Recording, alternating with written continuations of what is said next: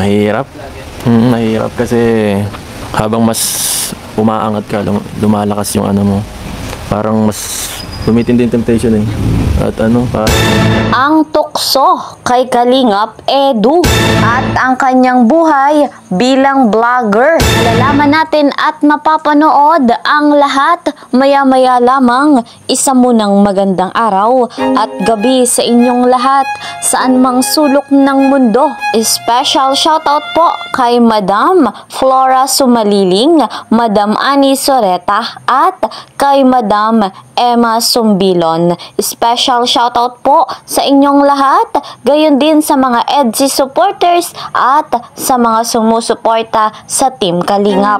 Mega love shoutout naman sa mga silent viewers dyan, sa mga OFW at mga kasamahan ko po sa Karepa Kalingap Reactor Partner. Mega love shoutout po sa inyong lahat. At mga Kalingap, sa hindi pa nga po nakakapag-subscribe sa ama ng Kalingap, Kuya Val Santos Matubang, gayon din po ang ina ng Kalingap, Ate Edna Vlogs. At syempre si Kalingap Rob, kasama rin po ng kanyang may bahay, Madam Jackie Tapia. Suportahan po natin silang lahat. Lagi kong hiling, patuloy nating tangkilikin yung kanilang vlogs para mas marami pang matulungan, mabigyan ng pabahay, scholarship at financial assistance. Muli rin po akong naglalambing. Ako po si Kalingap Kel. Sa bago pa nga po sa aking munting channel, please po subscribe, like and share my videos. At para po lagi kayong updated, don't forget, click the notification bell. Huwag na nga po nating patagalin pa. Eto na ang ating topic, ang tukso kay Kalingap Edu at ang kanyang buhay bilang vlogger. Narito nga po ang kanyang panayam. Ito po yung uploaded video ni Pastor ER, kung saan sa video nga pong ito malalaman natin kung papaano pinagtatagumpayan ni Kalingap Edu yung mga pagsubok, mga suliranin, lalo pa nga itong tukso sa kanyang buhay bilang vlogger. Panoorin po natin ito. Mahirap ba? May mga temptation ba nga? mahirap. Mahirap kasi habang mas umaangat ka, lumalakas yung ano mo. Parang mas tumitindi yung temptation eh. At parang may iba't ibang klase kasi mahirap yung mga maraming sa pag may power ka magsalita kung kahit kahit pwede ka makasakit o Bago na yung salita. Saka mga kakayanan mo sa gawin na. Hindi kagaya ng una pa lang sama ko kay Rab na parang wala lang. Sila kahit yun talaga, parang pure na pure pa talaga yun eh. Wala pa talaga yun. Ang bihira. Malampasan ka nun? Labanan? Hindi ko alam eh. Paano ko mag-hirap? Hirap nga eh. Mamundok na lang kaya ako. Mga team kasi. Yun nga eh. Stay sa bahay. Yun nga eh. Wala kami yung temptation. Wala na kasi. Kasi yung puso dapat bantayan talaga. Magugulat ka na lang, naliligaw ka na o kaya nasa ibang daan ka na o kaya ang layo mo na kay Lord kasi hindi mo nababantayan. Pero malaking bagay ang may mga kasama. Kasi reminder din siya eh, na parang, tsaka may magpapaalala. Isang matinding reminder, isang matinding paalala. So, ayan nga po guys mga Kalingap, talagang mahirap ayon nga po kay Kalingap Edu. Kumpara noon na bago pa lamang sila ni Kalingap Rob na nagsisimula bilang vlogger. Talagang malaki ang pagbabago. Napakarami nga pong tukso. Kaya po, para maiwasan, patuloy lamang tayong may koneksyon sa ating Panginoong Diyos para meron tayong kakampi, sandata sa anumang dumarating na tukso, pagsubok at suliranin. Eto rin mga Kalingap, ating alamin at pakinggan yung panayam ng ating nag-iisang Kalingap Rob patungkol din dito. Panoorin pa po natin mga Kalingap. Salamat po. Ang dami kong dami ko rin natutunan sa kanila sa mga sinabi nila. Yes, maganda. And nakakatuwa lang kasi yan, sabi mo nga Pas na yung alam na namin yung aming weakness, magandang ano na yun. Maganda simula. Magandang simula na yun kasi tanggap namin kung saan kami nagkakamali.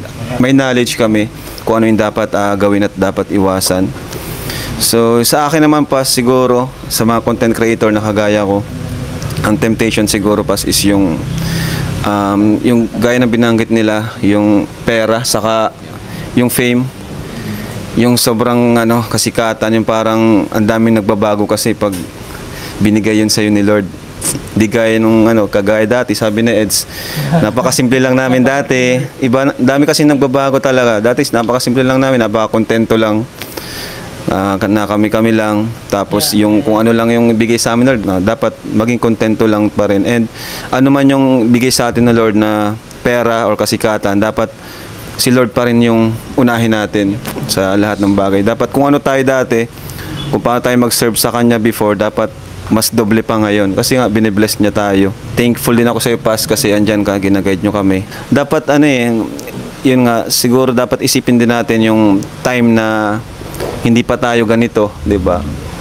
So, pa rin, mas better pa rin talaga yung situation ngayon kumpara noon. Kahit bumaba man yung revenue mo, at least meron, di ba? Kung paano naman mapagtagumpayan. Ito, napakalaking tulong nito, Pas, yung natin, Bible study and discovery, yung chine-check natin yung sarili natin eh. So, mas na-realize natin yung mga pagkukulang natin. And saka yung sinabi ni Kuya David na talaga, si Lord lang talaga yung stay connected tayo kay Lord. And pag-pray natin yung yung sarili natin, check natin palagi. Tapos wag masyadong masilaw sa material na bagay. Ayan guys, mga kalingap, napakaganda ng sinabi ng ating Kalingap Rob.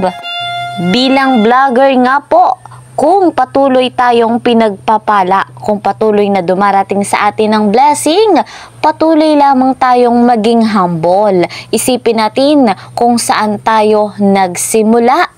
Tunay namang napakarami nga po ng tukso sa mundong ito, lumalaganap pa nga.